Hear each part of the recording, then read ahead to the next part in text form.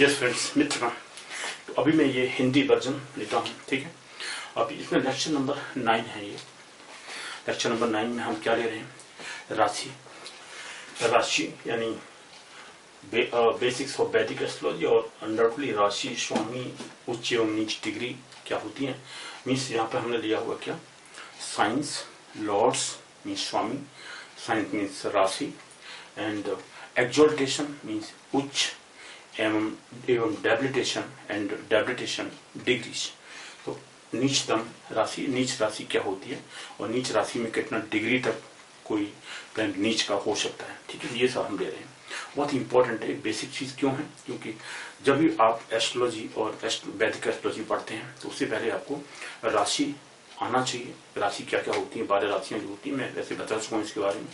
जो previous lecture series आप देखेंगे तो उसमें हमने ये सब डिस्कस किया हुआ पहले ही। मैरिज मैचिंग के टाइम पर मैरिज मैचिंग में कौन कौन सी राशियां क्या क्या होती हैं वो सब हम डिस्कस करते हैं, लेकिन डिटेल में बेसिक्स हमने अभी तक डिस्कस नहीं किए, तो वो बेसिक्स में अभी ले रहा हूँ, ठीक है ना। इसके बाद में जैसे अभी राशि ले रहे हैं, राशि लॉर्ड्स हो गया, इनके जो मूल त्रिकोण साइंस कौन से होते हैं, मूल त्रिकोण डिग्रीज कौन कौन सी होती है, किस किस राशि में मूल त्रिकोण राशि होती है किसी स्वामी की, वो हम नेक्स्ट लेक्चर सीरीज 10 में लेंगे, ठीक है। और भी इम्पोर्टेंट जो एस्पेक्ट्स हैं, इम्पोर्टेंट चीजें हैं, जो भी महत्वपूर्ण चीजें हैं, वो सभी हम एक बेसिक्स वाले एस्ट्रोनॉमिकल, जिससे आप बेसिक समझ करके ही तो आगे बढ़ सकते हैं। क्योंकि ये कहा जाता है, एस्ट्रोनॉमी जब आप वैदिक एस्ट्रोलॉजी पढ़ते हैं और एस्ट्रोलॉजी भी जानते हैं, तो बिना एस्ट्रोनॉमिकल और जितना भी खगोल शास्त्र है या एस्ट्रोनॉमी है, उसकी जो बेसिक डिग्रीज, हर प्लेनेट की डिग्रीज के हिसाब से अगर आप प्रोडिक्शन नहीं करते हैं, तो वो कहते हैं ना, अंधकूप में से जैसे पानी निकालना होता है,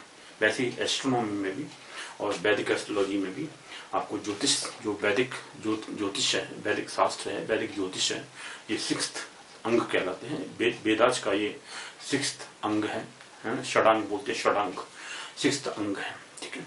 और वेदास का, इसलिए वैदिक एस्ट्रोलॉजी में बोल रहा हूँ, या वैदिक, आजकल लोग हिंदू एस्ट्रोलॉजी कहते हैं, वैदिक एस्ट्रोलॉजी व्हाटएवर, क्योंकि वेदास से ही इसका ओरिजिन आता है। सबसे लेके अभी तक स्टडी करते हुए ऋषियों ने लिखा हुआ है सभी, तो आप देखेंगे हर जगह सब चीजें पाई जाती हैं। कुछ न कुछ मेंशन, ज्यादा से ज्यादा मेंशन महाभारत में भी है, रामायण में भी है ना। और जितने भी पुराना जो उनके अंदर भी काफी एस्ट्रोलॉजिकल बातें हैं, एस्ट्रोनॉमिकल, और एस्ट्रोनॉमी के बारे में जितने भी धर्म ग्रंथ आज हैं, ब्राह्मण पुराण हैं, सभी हैं, उपनिषद आज हैं, लॉट ऑफ उपनिषद आज हैं, ठीक है। उन सब में आपको मिल जाता है। नारदी पुराण और जितने पुराण अलग से लिखे गए हैं बाद में, वो सभी में वैदिक एस्ट्रोलॉजी से रिलेटेड सब बातें लिखी जाती है। इवन जैसे मैंने बताया कि ऋग्वेद के अंदर भी मून को, चंद्रमा को टाइम का मेजरमेंट माना गया है। मीन्स टाइम का जो कैलकुलेशन होता था, समय का कैसे कैलकुलेट करते हैं, वो मून को देख करके आज भी तिथि निकालते हैं। हम तिथियों के बारे में कैसे, तिथि आजकल की जो है एस्ट्रोनॉमिकल चीजें हैं, जो सूर्य को मान करके आप देखते हैं, उसको उसके हिसाब से तिथियां कैसे निकाली जाती हैं, एक एक पॉइंट को हम बताएंगे। आप देखेंगे कि वैदिक astrology is the science itself, because आज की साइंस से मिलती है पूरा, उसके हिसाब से ही हम डिग्री निकालते हैं और प्रोडिक्शन 100% जाता है, ठीक है। जितने भी पास्ट एस्ट्रोलॉजर्स हुए हैं, आप हर जगह राजाओं के पाएंगे। मीन्स इवन मुगल किंग्स जितने भी आए, मुगल रूलर्स जितने भी थे इंडिया में, उनके यहाँ भी कोर्ट एस्ट्रोलॉजर्स होते थे। आप जहांगीरनामा पढ़ते हैं, जहांगीरनामा के अंदर, मैंने शायद पहले भी मेंशन किया हुआ है, जहांगीरनामा के अंदर आप पीछे से जाके देखोगे, लास्ट में जो इंडेक्स दिया होता है, लास्ट में मतलब जो पीछे वर्ड्स दिए हुए हैं, पेज वाइज किसके बारे में क्या लिखा हुआ है, तो आप लास्ट वाले उसमें जाओगे पेजेस में, जहाँ पर पूरा कॉन्टेक्स्ट लिखा हुआ है, इंडेक्स लिखा हुआ है। इस इंडेक्स के अंदर ज्योतिक राय नाम का वर्ड देखिएगा, ज्योतिक राय, जे से started, Jyotik Rai. Jyotik Rai was the astrologer, court astrologer in the court of Jahangir, right. Even Jahangir, as you know that Mughal rulers were so much, killing the Hindus and others, and other people were killed by them, but even then they were believing in astrology. Astrology में believe करते थे। वैदिक astrology के बारे में जब आप जहांगीरनामा पढ़ते हैं तो ये सभी लोग बिलीव करते थे। और इवन ज्योतिक राय ने 2-4-5 प्रोडक्शन किए हुए 100% ट्रू गए। उन्होंने उनको बाद में ज्योतिक राय को स्वर्ण मुद्रा में तोला। जो स्वर्ण मुद्राएं हैं उनके बैलेंस में आती हैं, उनको वो गरीबों में डिस्ट्रीब्यूट करवा देते हैं ज्योतिक राय। वो पैसा नहीं लेते वापस और वो उनको डोनेट कर देते हैं, गरीबों में बांट देते हैं। तो ये उसमें जहांगीर नामा आप पढ़ोगे तो उसमें दिया हुआ है, ये सब प्रूफ है इस बात के, ठीक है। तो वैदिक एस्ट्रोलॉजी को बिलीव करने वाले अभी से नहीं है, जब से ये पैदा हुए तब से चले आ रहे हैं, सभी लोग बिलीव करते हैं। आजकल तो पूरा यूरोपियन कंट्रीज में, England mostly people believe, okay, USA, Russia, most of the people believe now they are coming to India as a tourist, as a Vedic astrological tour they do, okay, they come here and ask the astrologers and after that they so much appreciate, है ना। Writing आप पढ़िए उनके बारे में, मैंने पढ़ा हुआ है, I have seen them और how they are predicting about astrology। तो एस्ट्रोलॉजी के बारे में सब लोग जानते हैं, आजकल सभी पढ़ते हैं, इसलिए every Indian must understand that what is Vedic astrology। वैदिक एस्ट्रोलॉजी के बारे में अगर आप पढ़ते हैं तो आपको भी समझ आता है। तो मैं कह रहा था कि एस्ट्रोनॉमी के बिना जब तक आप मैथमेटिकल पोर्शन है एस्ट्रोलॉजी का आप नहीं समझते तब तक आपको एस्ट्रोलॉजी अच्छी तरह से प्रोडिक्ट करना नहीं आएगा, क्योंकि डिग्री वाइज जो आप निकालते हैं हर प्लेनेट की डिग्री से रिलेटेड होता है, कितनी डिग्री पर प्लेनेट ज्यादा एक्टिव होता है, कम एक्टिव होता है, कितना रिजल्ट आ सकता है, नहीं आ सकता। तो ये सब चीजें डिग्री पर बेस्ड होती हैं, कितने डिग्री लॉन्गिट्यूड पर प्लेनेट्स बैठे हुए हैं, कब ट्रांजिट कर रहे हैं, उनकी डिग्रीज क्या है, ठीक है ना। इसके बारे में जैसे हमने कहा कि बिना मैथमेटिकल जो एस्पेक्ट है वैदिक एस्ट्रोलॉजी का, उसके बिना प्रेडिक्शन 100% ट्रू नहीं आता। जैसे कहते हैं ना अंधकूप में से पानी निकालना, आप कुएं में से पानी निकालेंगे तो पूरा उसमें कुछ भी नहीं है, अंधकूप है, मीन्स उसमें पानी है ही नहीं। इसलिए विदाउट एस्ट्रोनॉमी, एस्ट्रोनॉमिकल कैलकुलेशंस और मैथमेटिकल पोर्शन ऑफ वैदिक astrology one can not draw anything from the वैदिक एस्ट्रोलॉजी। तो वैदिक एस्ट्रोलॉजी का बेस एस्ट्रोनॉमी है। वैदिक एस्ट्रोनॉमी का जो चीजें हैं आप जब तक नहीं पढ़ोगे तब तक उसमें से प्रॉपर प्रेडिक्शन आप नहीं कर सकते और उसमें से निचोड़ नहीं निकल सकता, आप उसमें से सीक्रेट्स फाइंड नहीं कर सकते। Secrets are based on astronomy. इसलिए मैथमेटिकल पोर्शन जरूर पढ़िए और उसको पढ़ के ही आप समझ में आता है, ठीक है। समझिए आप इसको नहीं आता, the person who are not understanding have not no time to study that, then just समझिए कि क्या क्या चीजें होती हैं वर्ल्ड के अंदर, कंपैरिजन करिए वर्ल्ड ओवर। और जैसे मैं कहता हूँ हमेशा स्टूडेंट्स को कि everything must be understood, read, okay, must be read by them, or after reading them compare them, how you will find far superior Vedic astrology, Vedic things are, Vedic scriptures are so superior all over the world that nobody has this kind of parallel in the world, right, which I have found all people are appreciating this, right। तो वैदिक astrology science है, science पर based है सभी, और astronomical चीज है, naturally science है, as Europeans are saying that it is science based on science and the things और एक्टिविटीज और फंडामेंटल्स इफ यू अंडरस्टैंड, तब आपको पूरा प्रेडिक्शन करना आ जाता है। तो अब हम चलते हैं कि राशियों के जो स्वामी होते हैं उनके बारे में, कौन कौन सी राशि, 12 जो राशियां होती हैं उनके स्वामी कौन कौन होते हैं, और कौन सा प्लेनेट, कौन सा ग्रह किस राशि पर उच्च का होता है, किस राशि में नीच का होता है, उसकी डिग्रीज क्या होती है, इसका उच्चता और इसके हिसाब से फायदा क्या होता है।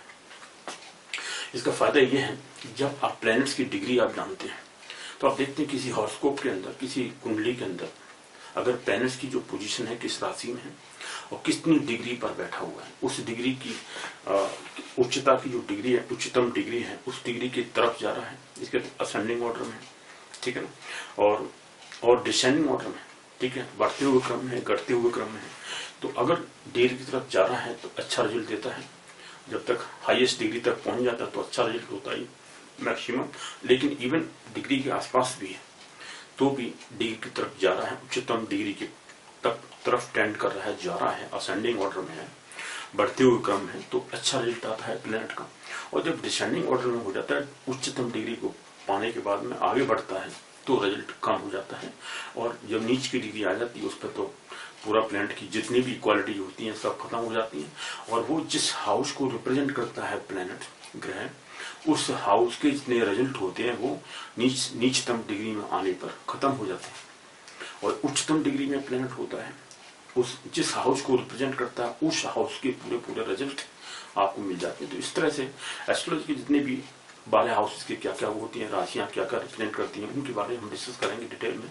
आप मेरे बेसिक्स पूरे देखिए प्लीज, और आप कमेंट करते रहिए जो भी आप चाहते हैं, whatever you demand, but whatever I understand, because as a mathematics as a mathematician और teacher of mathematics, I studied mathematics throughout my life. और स्टूडेंट्स को, मैनेजमेंट और इंजीनियरिंग स्टूडेंट्स को पढ़ाते पढ़ाते लाइफ में हमने सब पढ़ा हुआ। एस्ट्रोनॉमी पढ़ाई हुई, बीएससी लेवल में एस्ट्रोनॉमी होती थी, बट वो एस्ट्रोनॉमी और ये एस्ट्रोनॉमी थोड़ा सा डिफरेंट है, इसमें एस्ट्रोलॉजी आ जाती है ना, but basics are same basics है। आप देखोगे same thing we are comparison करने के बाद में जो एस्ट्रोनॉमी बीएससी लेवल में होती है मैथमेटिक्स के, उसमें बीएससी में और एमएससी में नहीं होती, बीएससी में होती है, क्योंकि एमएससी में नहीं थी, बीएससी में एस्ट्रोनॉमी होती है, सब्जेक्ट अलग से।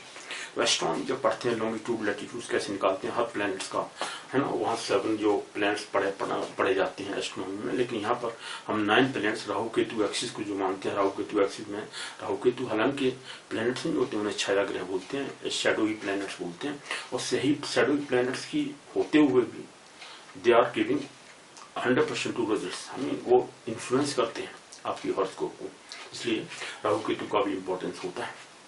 अच्छा, ये डिग्रीज को लेने के बाद में जब आप हॉरोस्कोप देखते हैं किसी का भी, तो प्लैनेट्स की पोजीशन को देख के ही लोग बता देते हैं। जितने भी रूरल एरियाज में एस्ट्रोलॉजर्स होते हैं, ज्योतिषी होते हैं, वो सिर्फ कुंडली को देख करके ही, प्लैनेट्स की पोजीशन को देख के ही वो तुरंत ही बता देते हैं कि ऐसा होगा, है ना, बिना डिग्री विरी नथिंग, वो डिग्री नहीं देखते, सिर्फ पोजीशन देख करके प्लैनेट्स की किस हाउस में है, कहाँ पर है और किस राशि में है, राशि उच्च की राशि में, नीच की राशि में, उच्च की राशि में किस में है, उसको देख के ही डायरेक्ट बता देते हैं। और कभी भी प्रेडिक्शन गलत हो जाता है, क्योंकि वो एक्यूरेट नहीं है, डिग्री वाइज क्या है उन्होंने पूरा चेक नहीं किया, क्योंकि कभी कभी डेटा जो गिवन होते हैं लोगों के, डेटा कभी मिस्टेक से गलत दे देते हैं, क्योंकि उन्होंने इतना ध्यान नहीं देते लोग। कोई कहता है कि अरे अरे भाई कोई बात नहीं, 5 मिनट आगे रख लो, 10 मिनट पीछे कर लो, 1 घंटा आगे रख लो, no, exact time of birth होना चाहिए, date of birth, time of birth, place of birth exact होना चाहिए, तभी आप अच्छा हॉरोस्कोप निकालता है और उसके प्रेडिक्शन 100% हो जाते हैं।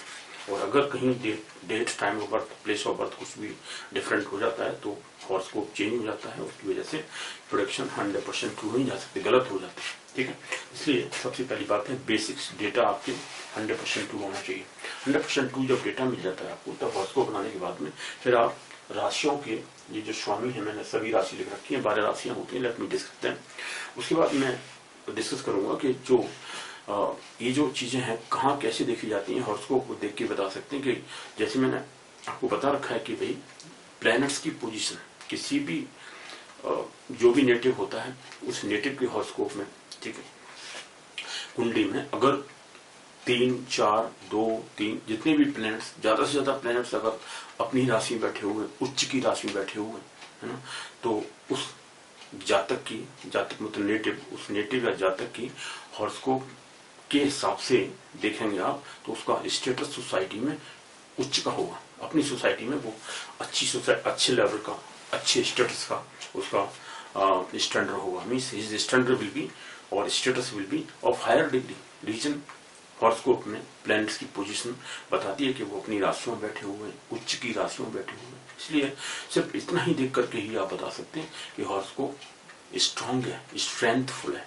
Person the person's status is very higher one or higher than that of his family members, और मे बी अगर फैमिली मेंबर्स का कंपैरिजन करते हैं तब हम बता सकते हैं कि इसका हायर होगा। अब जैसे बहुत से लोग कहते हैं भाई ये आप ये बताते हैं लीडर्स के बारे में कि भाई ये इसकी विनिंग पोजीशन है कि नहीं, है ना, इलेक्शंस में आ रहे हैं, इलेक्शन मोस्टली जितने भी लीडर्स होते हैं, दो people who believe in astrology, और कभी कोई तो वो बिलीव नहीं करते, वो भी आते हैं, है ना, चेक करते हैं जब हॉरोस्कोप के बारे में अपने में कि भाई हमारा विनिंग पोजीशन क्या है, क्या हम जीत सकते हैं इलेक्शन में, सभी पूछते हैं।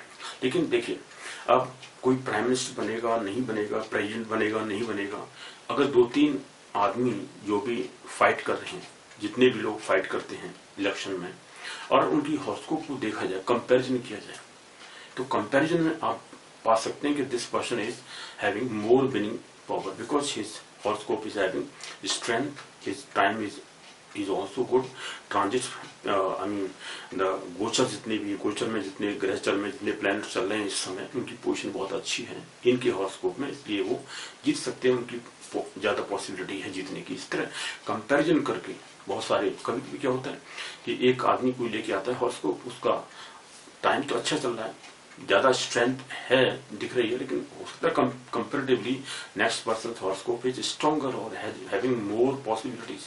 तो कंपैरिजन करके हॉरोस्कोप आप बता सकते हैं, लेकिन कभी कभी हम डेफिनेटली बता सकते हैं कि ये हॉरोस्कोप में स्ट्रेंथ है, this person will become the PM और प्रेसिडेंट और whatsoever, I mean higher position में आ सकता है, क्योंकि स्ट्रेंथ है उसकी हॉरोस्कोप में और ऐसा टाइम उसका चल रहा है। ठीक है, टाइम के हिसाब से बता देते हैं, लेकिन मोस्टली कंपेयर कभी भी गलत कब हो जाता है जब आप कंपेरिजन करते हैं, जब कई लोगों की तुलना करते हैं आपस में। तो हॉरोस्कोप में जब प्लैनेट्स की पोजीशंस के हिसाब से, टाइम पीरियड के हिसाब से, क्या टाइम पीरियड चल रहा है इस समय, विंशोत्ति दशा क्या चल रही है, इस समय गोचर में और ग्रहचर में प्लैनेट कहाँ चल रहे हैं, उनका ट्रांजिट क्या है, प्लैनेट कैसे है, तीनों चीजों को मिला के हॉरोस्कोप की स्ट्रेंथ को देख करके बता सकते हैं, टाइम के साथ बता सकते हैं कि आपकी विनिंग पावर ज्यादा है, आई mean you will be prime minister और प्रेसिडेंट और व्हाट्सएवर। तो इस तरह लीडर्स के बारे में बहुत से लोग पूछते हैं, बताते हैं, सभी लोग आते हैं सभी हैं, इसलिए ये सब चीजें अंडर गारमेंट हम बता नहीं सकते सभी के बारे में, लेकिन मोस्टली लोग पूछते हैं, बताते हैं। ठीक है, तो इसलिए कभी कभी गलत क्या कब हो जाता है जब हम कंपेरिजन कर सकते हैं। अगर सभी जितने भी लोग इलेक्शन में खड़े होते हैं, एमएलए या एमपी के इलेक्शंस के टाइम पर, आप जीतने की पावर है आपके अंदर नहीं है, तो आज सभी के हॉरोस्कोप हमारे पास में होते हैं, तो हम बता सकते हैं कि ये इसकी विनिंग पावर ज्यादा है, जीतेगा, है ना, 100% ट्रू है अगर हॉरोस्कोप सही है तो। पहली कंडीशन, जो time of birth, date of birth, place of birth must be 100% true and horoscope must be drawn properly, तब आप कंपैरिजन करके बता सकते हैं 100%। तो कभी कभी अगर किसी की हॉरोस्कोप बहुत ही स्ट्रेंथफुल है पहले से, तो आप बता सकते हैं कि ये विनिंग पावर है, लाइफ में इसका स्टेटस सबसे ज्यादा ही है। तो स्टेटस के हिसाब से भी हॉरोस्कोप में पोजीशन की, प्लैनेट की पोजीशन के हिसाब से भी आप प्रेडिक्ट कर सकते हैं। तो prediction is an art, right, क्योंकि जब आपने फंडामेंटल्स पढ़े हुए, एस्ट्रोनॉमी को पूरी तरह स्टडी किया हुआ है, डिग्रीज वाइज एवरीथिंग, लॉन्गिट्यूड कैसे निकालते हैं, everything is 100% true, then you can predict 100% true, right, क्योंकि वैदिक एस्ट्रोलॉजी में प्रोडिक्शन 100% ट्रू जाता है। और लोग सरप्राइज करते हैं, क्योंकि आई हैव सीन दैट, जब लोगों के बारे में हम बताते हैं, कभी कई लोगों के साथ इंटरेक्शन हुआ, number of NRIs I have discussed with and they have also asked me, some of my students who were NRIs, I have taught NRI students also because they were going to USA, UK, England, Australia, New Zealand also. Australia number of students have gone, USA number of students, right? And because simultaneously management students and for GRE, GMAT and SAT students, mostly GMAT students and GRE students, I have taught who were going to UK, USA, even IELTS and TOEFL students. IELTS and TOEFL is English subject. And the students who are going to UK, they have to pass their TOEFL example and IELTS example and TOEFL for USA going students. So TOEFL students, IELTS students, as well as GRE and GMAT students, number of students we have taught. Okay, with management, MBA and management students, MBA, MCA, BCA and BBA, and engineering student, BTech students. So most of them, as I have, first I check them because they are not so much interested in all the students, but those people who are interested, they want to study about, आगे पढ़ना चाहते हैं, जानना चाहते हैं। Some of my students who I find that they are very poor looking, क्योंकि देखिए, अगर आप hopeless हैं, hopeless students को hope देने के लिए we have to just initiate them, okay, और we may say that giving them hope देना होता है, उसके लिए हम लोग काफी चीजें बताते हैं उनको, किस तरह से आपको चलना चाहिए। जैसे मैं हमेशा भगवत गीता का जो 2-3 श्लोक बताते हैं हम लोग लाइफ में हैं, और जितने स्टूडेंट्स आते हैं कभी भी hopelessly they are following, not depress so much, तो उनको होप देने के लिए हम लोग क्या कहते हैं, लॉर्ड कृष्णा का एक श्लोक बताते हैं भगवत गीता का, उसमें जैसे चैप्टर नंबर 2 वर्स नंबर 3 श्लोक नंबर 3 और चैप्टर नंबर 3 है ना, दूसरे अध्याय का 3रा श्लोक आप पढ़िएगा, वैदिक श्लोक उसमें भगवत गीता में। तो भगवत गीता का जो ये है, और बाद में एस्ट्रोलॉजी के बारे में तो जो बताता हूँ मैं, एस्ट्रोनॉमी और एस्ट्रोलॉजी के बारे में, वो तो लास्ट में जो 18 चैप्टर है उसमें बहुत सारी बातें कही गई हैं, उनके बारे में डिस्कस करते रहता हूँ। तो 1-2 श्लोक ऐसे हैं जिनको सुना के स्टूडेंट को हम एक्साइटेड कर देते हैं, उनको होपलेसनेस जो होती है उनके अंदर, उसको दूर करने के लिए बातें बतानी पड़ती। जैसे चैप्टर नंबर 2 का 3रा जो श्लोक है, उसमें जब अर्जुन काफी होपलेस है, लड़ने के लिए मना करता है, लॉर्ड कृष्णा उसको कहते हैं क्या कहते हैं उसमें श्लोक में, क्लेब्यम मां इसम गमः पार्थ नेतत् युपपद्धते, नेतत् युपपद्धते क्षुद्रम हृदय दौर्बल्यम त्यक्तो उत्तिष्ठ परंतप, त्यक्तो उत्तिष्ठ परंतप, हे परंतप, हे शत्रुओं का विनाश करने वाले, o scorcher of force, stand up, wake up, right. क्लेब्यम मां इसम गमः, क्लेब्यम means you have not to go through unmanliness, right? हृदय जो क्लेब्यम, क्लेब्यम मीन्स अनमैनलीनेस, आप नपुंसकता को प्राप्त मत करो। हे अर्जुन, हे अर्जुन, हे Partha, Partha here means son of Pritha और Kunti, son of Kunti, o son of Kunti, you are not to go to unmanliness, don't show unmanliness, हृदय की क्षुद्रता को छोड़ करके stand up and wake up, wake up, और ओ शत्रुओं के मारने वाले, ओ परंतप। मैं एक एक वर्ड का ट्रांसलेट करता हूँ, इसका मतलब क्या है, और स्टूडेंट्स एक्साइटेड हो जाते हैं and they have to do their own duties. जैसे हमारे जितने वैदिक स्क्रिप्चर्स हैं वो they always talk about duties, Bhagavad Gita is full of all these things. उसके बारे में, ड्यूटीज के बारे में कहते हैं कि आप जो ड्यूटी के लिए बने हो वो ड्यूटी करिए, आप प्रॉपर ड्यूटी करिए, अनजस्टिस और I mean you are not to do unjust things, no injustice to others, always do follow the right things. So justiceful right आपका जो है, आपकी ड्यूटी है, उसके हिसाब से काम करिए। तो इसमें क्या है, क्लेब्यम मां इसम गमः, मां मीन्स नो, नॉट, गमः, गमः मीन्स नो, मत जाओ तुरंत, मतलब हे अर्जुन क्लेब्यम मां इसम गमः, इस अनमैनलीनेस और नपुंसकता को प्राप्त मत कर अर्जुन, नपुंसकता means unmanliness, o Arjun don't go towards unmanliness, right. क्लेब्यम मां इसम गमः पार्थ नेतृत्व पद्धति, हे पार्थ, हे son of Pritha, this is not suitable to you, this is just unjustified for you, Partha नेतृत्व युप पद्धति, this is not suitable for you, और you are not for this, or you are not I mean justified for this, or you have not to do this, right? This is not for you, or this is unjustified for you, right? ये आपके लिए अनुचित है, उचित नहीं है, इसलिए आपको अनुचित काम नहीं करना चाहिए। क्लेब्यम मां इसम गमः पार्थ नेतृत्व पद्धति, ये आपके लिए योग्य नहीं, उचित नहीं है, आप ऐसा मत करो। क्षुद्रम हृदय दौर्बल्यम, हृदय की क्षुद्रता को छोड़कर, okay, the faintedness of your heart, leave it, leave the faintedness of your heart, जो हृदय की क्षुद्रता है और हृदय की दुर्बलता है उसको छोड़ो।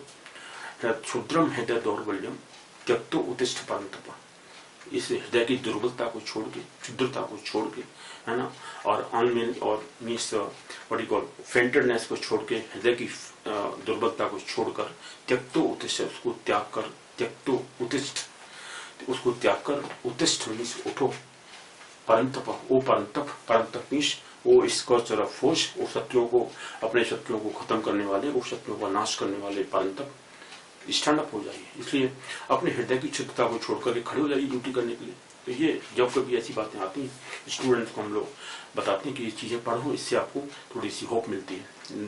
Person who is going to die has I mean hopeless, very depressed, then ask him to go to study the Gita, Bhagavad Gita. Bhagavad Gita के काफी श्लोक ऐसे हैं जिनको पढ़ने के बाद में लोगों में होप आ जाती है। तो ये सेकंड चैप्टर का, चैप्टर नंबर 2 वर्स नंबर 3 आप पढ़िएगा, श्लोक नंबर, उसमें ये पूरा श्लोक का ट्रांसलेशन दिया हुआ है। इसका मतलब ये है, क्लेब्यम मां इसम गमः पार्थ नेतृत्व पद्धते क्षुद्रम हृदय दौर्बल्यम त्यक्तो उत्तिष्ठ परंतप, हृदय की दुर्बलता को छोड़ के, क्षुद्रता को छोड़ के, हे अर्जुन, हे पार्थ, हे सन ऑफ प्रथा और कुंती, वो सन ऑफ कुंती, स्टैंड अप। तो ये उनको, और वेकअप, स्टैंड अप, ये अर्जुन को लॉर्ड कृष्ण कहते हैं। तो भगवत गीता पढ़ने का बहुत ही अच्छा चांस है, अगर आप पढ़ते हैं, you will find lot of science there, because हमारे जो Vedic scriptures they are based on science. ये जो एस्ट्रोनॉमी है, Vedic astrology, why we have studied this, because this is based on science. Science का ओरिजिन में देखता हूँ वेस्टर्न कंट्री से नहीं आया, this is from India. You will find Vedas full of science. All the scriptures, Vedic scriptures are full of science. They always talk about astronomy. Okay, all the spherical things, all astronomical things. Mars, Mangal, ये सब, मंगल को धरापुत्र कहा हुआ, धराशुद्ध है ना, धराशुद्ध means मंगल को अभी Mars के ऊपर जाके साइंटिस्ट देखते हैं, जाके एस्ट्रोनॉमर्स देखते हैं, वहां जाके क्या देखते हैं कि जो मार्स के ऊपर जो मिट्टी लाई गई है वो बिल्कुल अर्थ से मिलती है, अर्थ की जैसी मिलती है, मतलब अर्थ से, पृथ्वी से उसकी मिट्टी की समानता है काफी, तो हमें सिमिलरिटी है। तो हम धरासुत कहते हैं। मंगल को वेदों में क्या कहते हैं? धरासुता, पृथ्वी का पुत्र।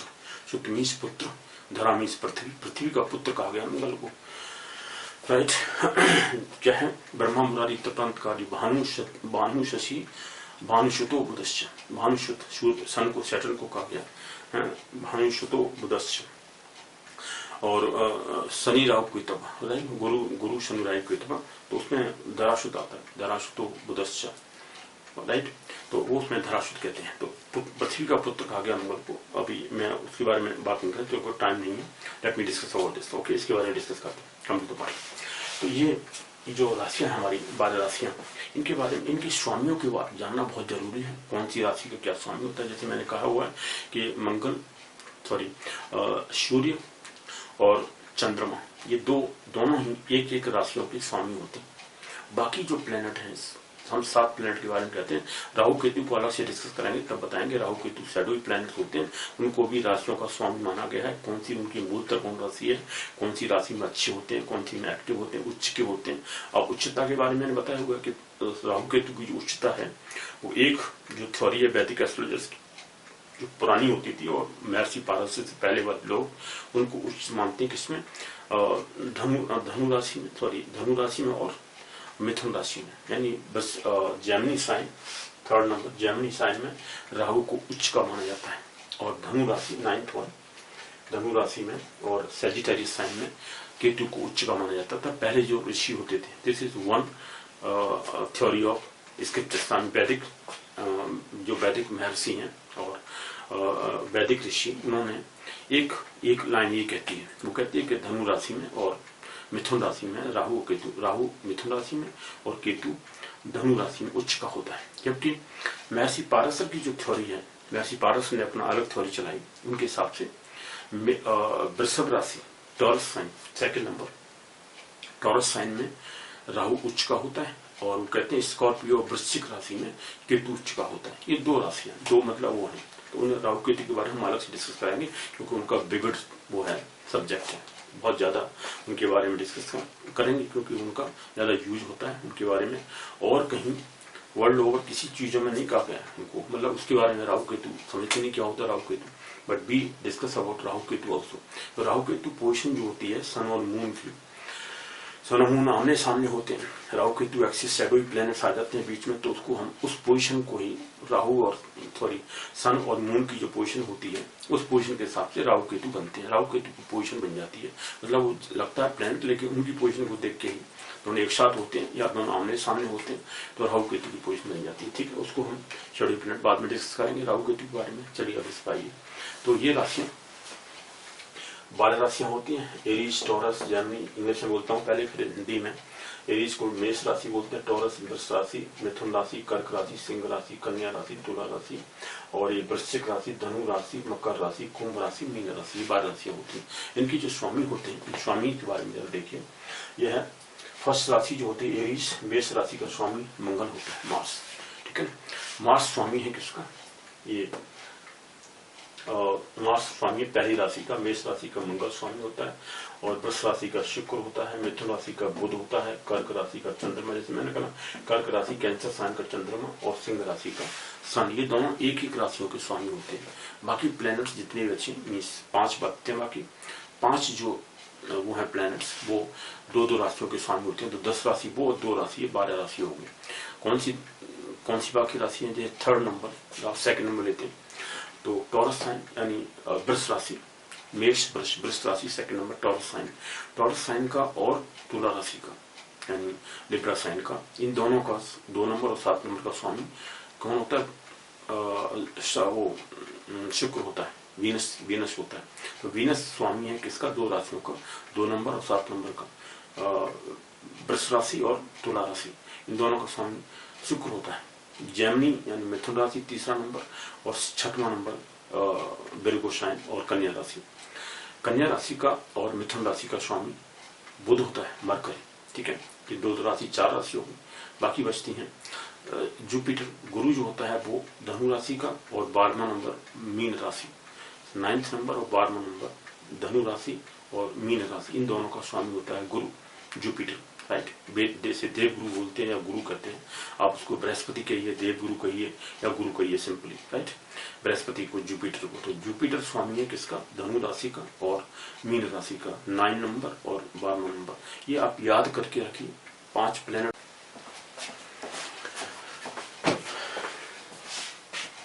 यस फ्रेंड, तो हम लोग बात कर रहे थे मून और जो चंद्रमा और चंद्र और सूर्य दोनों ही एक एक राशियों के स्वामी होते हैं। चंद्रमा किसका होता है, कैंसर राशि और कर्क राशि का, और सूर्य किसका होता है, सिंह राशि का, लियो साइन का। तो ये दोनों एक एक राशि के स्वामी होते हैं। देखिए कैंसर राशि मून यानी चंद्रमा, इसका स्वामी होगा कैंसर मतलब कर्क राशि का, और लियो सिंह राशि का सूर्य होता है स्वामी, ठीक है ना। बाकी एरीज और Scorpio 8 number, 1 number 8 number, Aries sign और स्कॉर्पियो वृश्चिक राशि और मेष राशि, इन दोनों का स्वामी मंगल होता है, ये मंगल होता है, ठीक है, 2 राशियों का स्वामी। सेकंड नंबर टॉरस साइन और वृष राशि, शुक्र होता है स्वामी, वीनस। सेकंड नंबर 7 नंबर ये लिब्रा साइन, तुला राशि और वृष राशि, दोनों का स्वामी शुक्र होता है, शुक्र, ठीक है। तीसरा नंबर, थर्ड नंबर जेमिनी आ गया, मिथुन राशि, स्वामी बुध होता है, मरकरी, ये बुध। और छठवां नंबर विर्गो साइन, कन्या राशि, इसका भी स्वामी मरकरी यानी बुध होता है, ठीक है।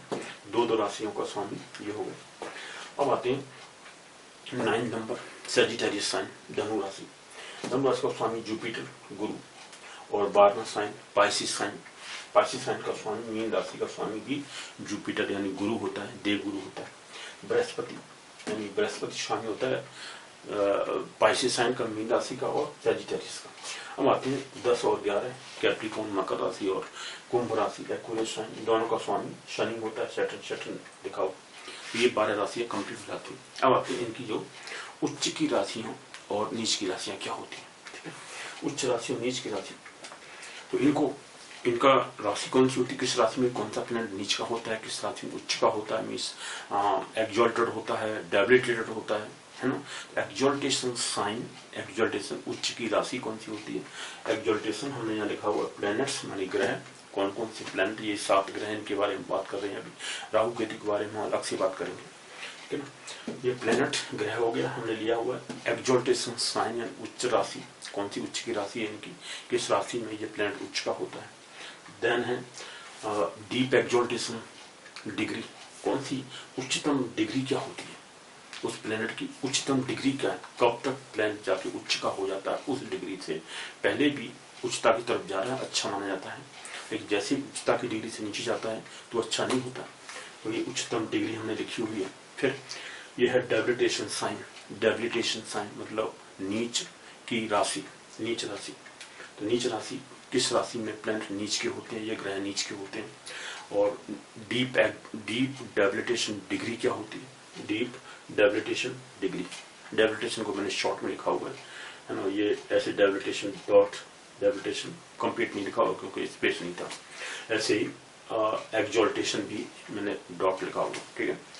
एक्सॉल्टेशन उच्च, तो उच्च की डिग्री, डीप एक्सॉल्टेशन डिग्री यानी उच्चतम डिग्री क्या है, उच्चतम डिग्री, और ये नीचतम डिग्री क्या है, deep degree.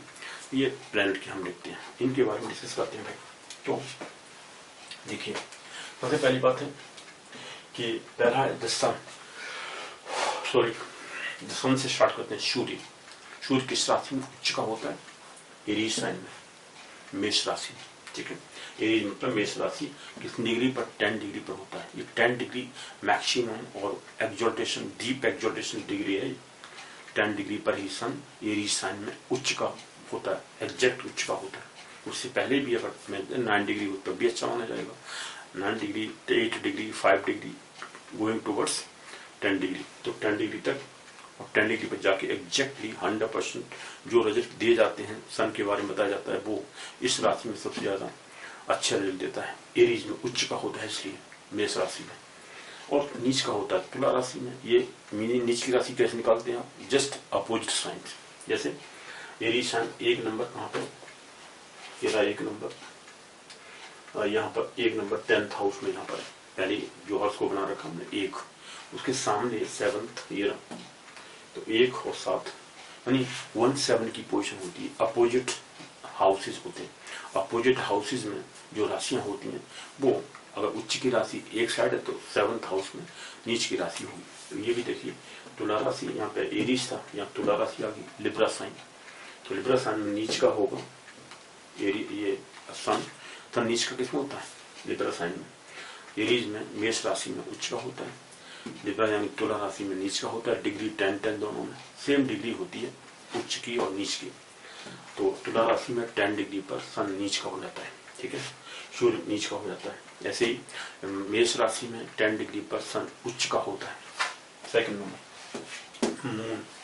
Moon Taurus sign वृष राशि में, ये जो वृष राशि होती है सेकंड नंबर, ये सेकंड नंबर है वृष राशि, मैं लिख देता हूँ सेकंड नंबर, ये सेकंड नंबर, ये पहला नंबर था, ये 7वां नंबर राशि नंबर, और ये 8वां नंबर। स्कॉर्पियो 8वीं राशि होती है, कैप्रिकॉर्न 10वीं राशि होती है, और ये 4 नंबर है। कैंसर साइन कर्क राशि 4 नंबर, कन्या राशि 6 नंबर है, और ये कर्क राशि 4 नंबर आगे, मीन राशि 12 नंबर होती है, तुला राशि 7 नंबर होती है। ऐसे ही यहाँ पर तुला राशि 7 नंबर 8 नंबर हो गया, कैंसर 4, पाइसेस मीन राशि 12वां नंबर, कैप्रिकॉर्न मकर राशि 10वां नंबर, और विर्गो साइन कन्या राशि 6वां नंबर, एरीज साइन नंबर 1 एक राशि, ठीक है। इस तरह से आप राशियों को अब याद रखने का तरीका क्या है भाई, दो प्लैनेट्स आप देखेंगे अभी, दो प्लैनेट एक दूसरे के अपोजिट राशियों में उच्च की और नीच की होते हैं, उसको आप याद रखेंगे। चले मैं सबको एकदम रिपीट कर देता हूँ। तो अब देखा आपने मून टॉरस साइन वृष राशि में उच्च का होता है, डिग्री क्या होती है 3 डिग्री पर, 3 डिग्री पर ही मून उच्च का होता है टॉरस साइन में। स्कॉर्पियो में मून यानी वृश्चिक राशि में मून नीच का होता है 3 डिग्री पर, 3 डिग्री के जस्ट बाद अगर डिग्री आगे निकल जाती है तो उसकी नीचता हट जाती है। स्कॉर्पियो में वृश्चिक राशि में अगर मून 3 डिग्री से ऊपर बैठा हुआ है यानी आगे निकल गया है, 3 डिग्री 4 डिग्री हो गया 5 डिग्री हो गया, तो जो रिजल्ट नीचता के होते थे वो नहीं देगा। नीच का होते हुए भी रिजल्ट वैसे नीच के नहीं होंगे जो नीच के दिए जाते हैं इस राशि के अंदर। नीच प्लैनेट जब होता है तो उस केस में उस प्लैनेट की जो डिग्री होती है, सॉरी रिजल्ट जो होता है रिजल्ट वो अच्छा नहीं होता नीच की राशि में, लेकिन नीचे डिग्री पर एग्जैक्ट डिग्री जब आ जाएगी 3 डिग्री सबसे ज्यादा खराब रिजल्ट आएंगे, मतलब अच्छे रिजल्ट नहीं होंगे, अशुभ रिजल्ट आएंगे। उसके जैसे ही इस डिग्री से ऊपर निकल जाता है प्लैनेट तो रिजल्ट थोड़ा सा मतलब कम हो जाते हैं, लेकिन रिजल्ट देता है कुछ न कुछ रिजल्ट जरूर होते हैं। यहाँ से नीचता हट गई, मतलब नीचता भंग तो नहीं हुई लेकिन नीचता कम हो जाती है। तो ये 3 डिग्री पर मून चंद्रमा उच्च का होता है, नीच का भी होता है। राशियां कौन सी होती है, यहाँ स्कॉर्पियो 8वां नंबर में नीच का होता है, 2 नंबर में उच्च का होता है वृष राशि में। और आते हैं मार्स मंगल किसमें उच्च का होता है, कैप्रिकॉर्न मकर राशि में है। मकर राशि में मंगल उच्च का होता है मून मार्स 28 डिग्री पर, लेकिन डिग्री सबसे ज्यादा इसकी 28 डिग्री है, मंगल 28 डिग्री पर उच्च का होता है इस किसमें कैप्रिकॉर्न में मकर राशि में। और कैंसर साइन जस्ट अपोजिट 10वीं राशि के अपोजिट, ये 10वां राशि ये 4 नंबर, तो 4 नंबर में नीच का होता है। तो 4th यानी कैंसर साइन में मंगल नीच का हो जाता है, 28 डिग्री पर ही हो, डिग्री सेम होती है लेकिन साइन 1-7 की पोजीशन में अपोजिट हो जाता है। अपोजिट हाउस 1-7 एक साथ की जो पोजीशन होती है अपोजिट हाउसेज होते हैं, ठीक है। जैसे पहला घर और 7वां घर एक दूसरे के अपोजिट, चौथा घर 10वां घर एक दूसरे के अपोजिट, सेकंड नंबर 8वां घर ये अपोजिट, एक 1-7 की पोजीशन होती है। वाई 1-7, 1 2 3 4 5 6 7 1-7, सेकंड हाउस और 8th हाउस दोनों अपोजिट हो गए। तो जो राशियां अपोजिट होती हैं, जैसे यहाँ पे कैप्रिकॉर्न था मकर राशि थी, 4 नंबर अपोजिट होगी। कैंसर साइन में यानी कर्क राशि में मंगल नीच का होता है, मार्स इज डेबिलिटेड। अच्छा देन मरकरी कन्या राशि, इसकी अपनी राशि होती है कन्या राशि का स्वामी होता है मरकरी। देखिए मरकरी कन्या राशि वृगो साइन का स्वामी होता है। मरकरी अपनी राशि में उच्च का हो जाता है। मरकरी ये और ये वाला विर्गो साइन कन्या राशि, मरकरी बुध इसका स्वामी होता है, और मरकरी अपनी ही राशि में कन्या राशि में ही उच्च का होता है। उच्च डिग्री क्या होती है? 15 डिग्री 15 डिग्री पर मरकरी उच्च का होता है। पाइसेस साइन मीन राशि जस्ट अपोजिट, 6 का अपोजिट 12, तो 17 पोजिशन। पाइसेस में यानी मीन राशि में नीच का होता है, कितनी डिग्री पर? 15 डिग्री, वो से 15 डिग्री पर। ये हो गया मरकरी के बारे में। नेक्स्ट आता है जुपिटर, बृहस्पति और गुरु, देवगुरु बोलते हैं, देवगुरु भी बोल देते हैं, बृहस्पति बोल दीजिए, गुरु बोल दीजिए, जुपिटर हिंदी में, ठीक है। संस्कृत वर्ड बृहस्पति या देवगुरु होता है। कैंसर साइन यानी कर्क राशि में उच्च का होता है। डिग्री क्या होती है? 5 डिग्री ओनली, 5 डिग्री पर उच्चतम डिग्री इसकी, मैक्सिमम डिग्री, और डीप एक्सॉल्टेशन डिग्री कहलाते हैं इसको। डीप एक्सॉल्टेशन डिग्री, उच्चतम डिग्री 5 डिग्री, इस पर ही उच्च का होता है, ठीक है। Maximum result Jupiter Cancer sign में उच्च का अगर हो 5 डिग्री तक, 5 डिग्री पर जाके अच्छा रिजल्ट देता है, सबसे बेस्ट रिजल्ट होता है गुरु। देन कैप्रिकॉर्न जस्ट अपोजिट, 4 के अपोजिट 10, तो ये कैप्रिकॉर्न मकर राशि में नीच का होता है गुरु, ठीक है। 5 डिग्री वही डिग्री सेम है। अब आते हैं गुरु के बाद वीनस, शुक्र वीनस किस राशि में उच्च का होता है? पाइसेस में, पाइसेस मीन राशि में, पाइसेस यानी मीन राशि में बृहस्पति शुक्र उच्च का होता है। एक्सॉल्टेड होता है, उच्च का होता है, एक्सॉल्टेशन राशि। पाइसेस राशि में, मीन राशि में शुक्र उच्च का होता है। डिग्री 27 डिग्री 27 डिग्री, सबसे मैक्सिमम मंगल था 28 डिग्री पर, ये 27 डिग्री पर होता है। थर्ड नंबर 20 डिग्री होता है, 20 डिग्री पर सैटर्न उच्च का होता है। सैटर्न शनि लिब्रा साइन में उच्च का होता है 20 डिग्री पर तुला राशि में, ठीक है। और एरीज में शनि नीच का होता है वही 20 डिग्री पर, लेकिन शुक्र पाइसेस में मीन राशि में उच्च का था, कन्या राशि में नीच का हो जाता है 27 डिग्री पर ही, 27 डिग्री पर। ये शुक्र के बारे में था। अब देखिए इनको याद करने का जो तरीका है वो कैसे है। इन राशियों को याद रखना है कि हम किस डिग्री में, किस राशि में ये प्लैनेट उच्च का होता है, पहली बात। दूसरा किस डिग्री पर होता है, डिग्री आप याद रख सकते हैं। और याद नहीं रहता है तो आप नोट कर लीजिए, नोट करने के बाद में याद रहे कि जब कभी कोई ऐसी बात आती है फटाफट अपने नोट्स देख लीजिए। नोट्स में देखा आपने डिग्री, ये डिग्री होती है, इस डिग्री इस राशि में इस डिग्री पर उच्च का होता है, ये आप नोट कर सकते हैं, ठीक है। आप इसको सेव कर लीजिए, इस पूरे पेज को, या आप ऐसे पूरा सेव करके रख लीजिए पेज को, है ना। लो मैं इधर खड़ा हो जाता हूँ, आप इसको सेव कर सकते हैं, पूरा इधर से सेव कर लीजिए और ये पूरा सेव कर सकते हैं, पूरा फिगर, ठीक है। तो ये आप नोट कर सकते हैं या आप देख लीजिए, सेव कर लीजिए। तो आप ये याद कैसे करते हैं देखिए। अब हम इसको स्टार्टिंग से करते हैं।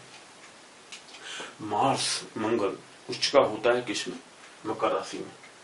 ये देखें, सॉरी सन की बात करते पहले, सन में वहां पहुंच के राशि में स्वामी पर, यहाँ ये सन उच्च का होता है एरीज साइन में, नीच का होता है तुला राशि लिब्रा साइन में, नीच का उच्च का।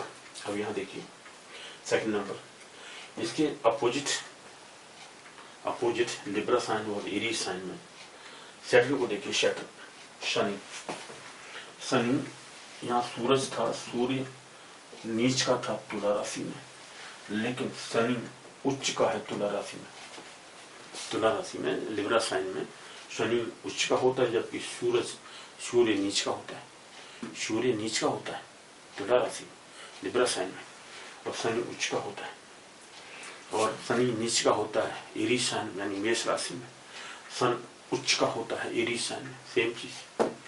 तो शनि और सूर्य एक दूसरे के अपोजिट राशियों में उच्च के नीच के होते हैं, ये आप याद रखिए। एक दो पेयर तो ये दोनों प्लैनेट का होंगे, Shani and sun and Saturn, ठीक है, सूर्य एंड शनि। शनिश्चर और संस्कृत वर्ड प्रॉपर है शनिश्चर, शनि और सूर्य ये दोनों एक दूसरे के अपोजिट राशियों में उच्च के नीच के होते हैं, ये आप देख सकते हैं, पेयर बाई याद रख सकते हैं। सेकंड नंबर आता है मून की बात करते हैं। मून थोड़ा सा अलग है, टॉरस साइन में ये उच्च का होता है। स्कॉर्पियो इसका कोई कंपैरिजन नहीं है, क्योंकि इसके साथ कोई और प्लैनेटरी कंपैरिजन नहीं हो रही। मून अलग से राशियों में ही उच्च का होता है टॉरस साइन में, उच्च का होता है, और स्कॉर्पियो में 8वें नंबर में नीच का होता है, 3 डिग्री पर होता है। मून को आप हटा दीजिए, मून का किसी के साथ में वो नहीं, कंपटीशन मीन्स कंपैरिजन नहीं कर सकते आप। बाकी दो प्लेनेट का कंपैरिजन देखिए। तीसरा नंबर मार्स।